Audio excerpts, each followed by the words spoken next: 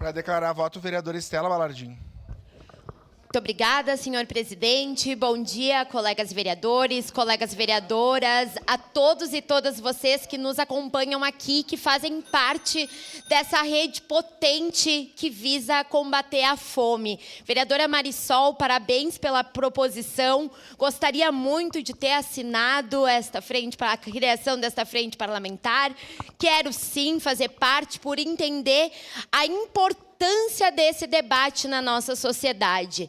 Quando a gente fala, e aqui a gente traz isso, este é o intuito do nosso trabalho, a promoção de políticas públicas, o acesso à integralidade dos direitos, a gente tem que pensar que tudo isso parte de condições mínimas.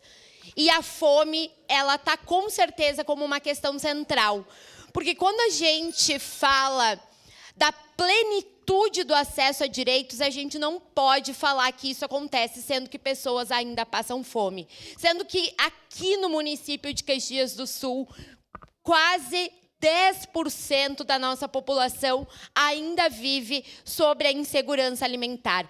Quem tem fome tem pressa. E a gente não consegue garantir uma educação de qualidade, uma promoção à saúde de qualidade, se a gente não tem a garantia básica do direito à alimentação, às 3 refeições diárias, a uma alimentação saudável. Então, quando a gente fala dessa questão, a gente fala de algo que tem que ser uma preocupação da nossa sociedade como um todo.